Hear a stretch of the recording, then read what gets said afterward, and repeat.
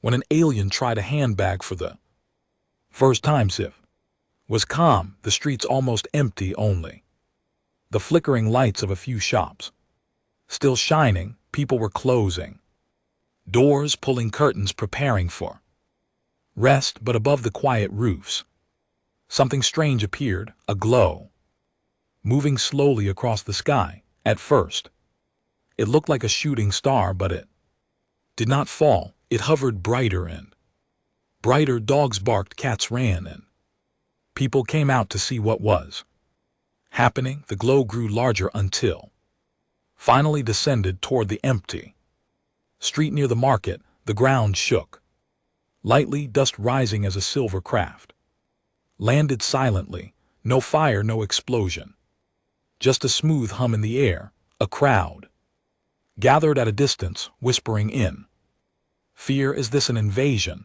Are we under attack?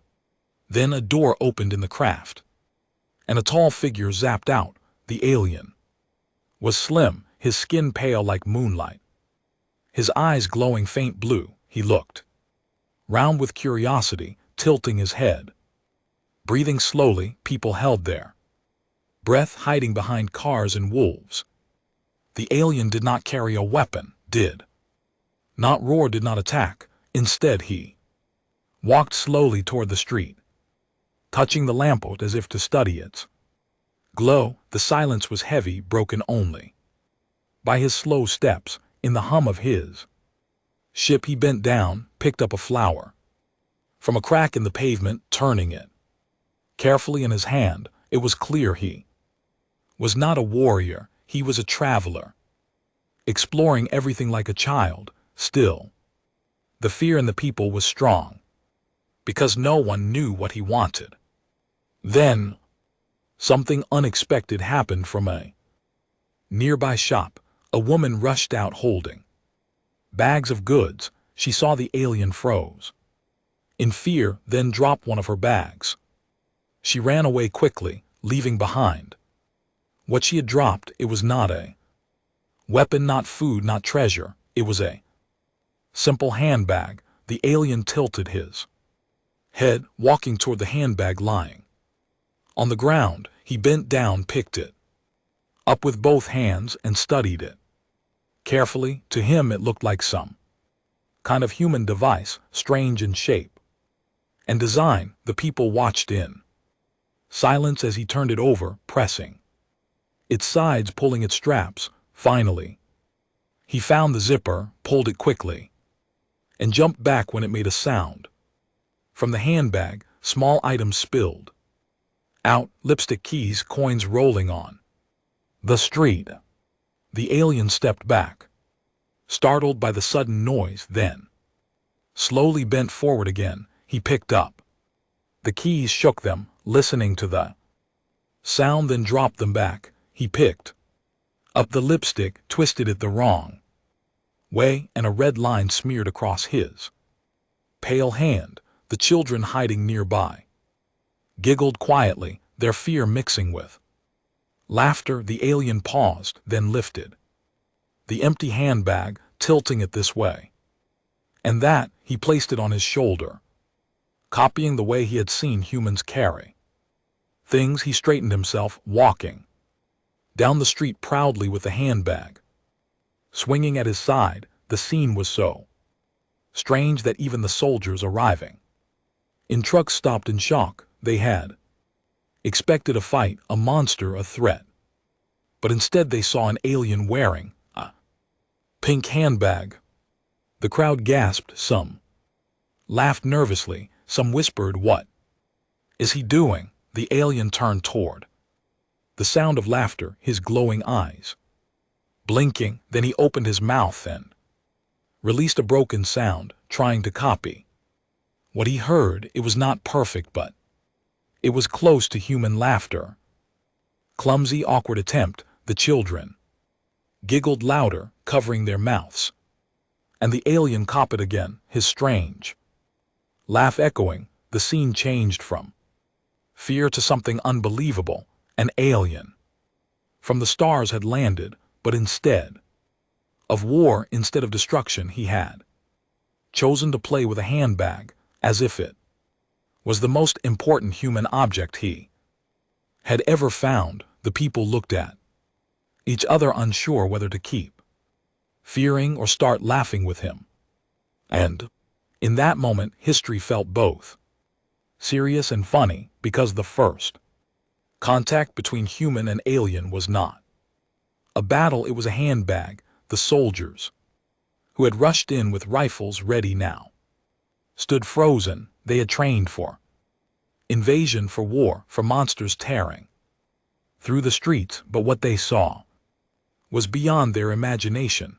A tall alien walking calmly with a pink handbag on his shoulder. For a long moment no one spoke. The silence was heavy and awkward. Then a child's voice whispered loudly, "The alien is wearing a handbag." The people hiding behind cars burst into nervous laughter. The alien turned toward the sound, tilting his head, his glowing eyes blinking. He opened his mouth and copied the sound he heard. Strange broken laugh came out. Not quite human, but filled with effort. The children giggled louder, covering their mouths, and the alien copied again. His voice echoed in the street, turning fear into something unexpected. The soldiers looked at each other, confused, unsure whether to aim their rifles or left to. One of them muttered, "We can't shoot him, he's carrying a purse." The crowd chuckled louder, the tension cracking like glass. For the first time that night, people were not only afraid, they were entertained. The alien stopped walking, lifted the handbag off his shoulder and held it out. He studied the straps, the zipper, and the shiny button on the front. He pressed it, twisted it, shook it, trying to understand. Finally, he placed it on his head like a helmet, standing proud. The crowd roared with laughter, the sound echoing through the empty market. But one child was braver than the rest. Young girl stepped out from the crowd. Holding her mother's hand, she slowly walked toward the alien, her eyes wide with wonder. Her mother tried to pull her back, whispering, "Stay here," but the girl refused. The alien bent down, holding the handbag in both hands. The girl pointed at it and said clearly, "Handbag." The alien blinked, repeated slowly, "Handbag." The crowd gasped. He had copied another human word. The girl giggled, opened the bag, and showed him how to put the things back inside. She placed the lipstick, the keys, the coins, all carefully in their place. Alien watched every move with deep focus, then tried it himself. His hands were clumsy, but he managed to copy her actions. The crowd clapped, laughing and cheering at the sight. The alien lifted the handbag proudly, then pointed at himself. He said, "Friend." His voice awkward but clear. The people fell silent, then erupted into cheers. Even the soldiers lowered their rifles completely, their fear fading into respect. The officials who had arrived earlier stepped forward, whispering into radios. They still wanted to take the alien away, still called him a danger. But the crowd shouted back, "He is not dangerous, he is learning." The people had already made their choice. They would protect him. The alien looked at the girl, then at the crowd. He lifted the handbag high, then held it out to the girl as a gift, but the girl shook her head, smiling, pushing it back to him. She whispered, "It's yours now," her eyes shining with kindness.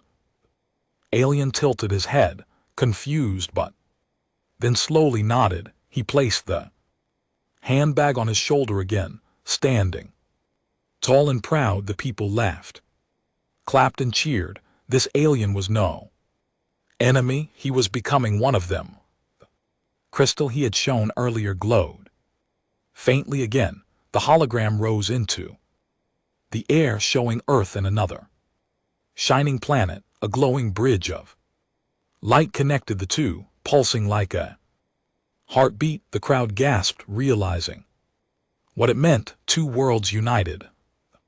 Alien touched his chest, then pointed at the people. He opened his mouth and said, slowly to Jur. The girl repeated happily, together, and the crowd joined her.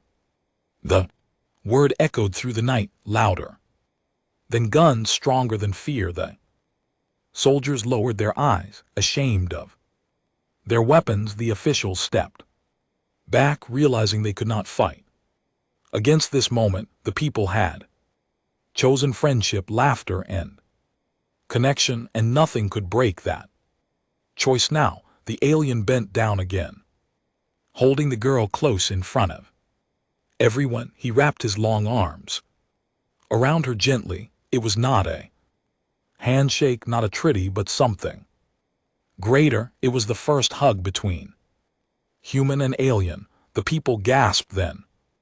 Tears filled their eyes. The soldiers stood quietly, their hearts moved by what they saw. The alien whispered a word softly, broken but clear, home. The crowd froze, then erupted in cheers, claps, and shouts of joy.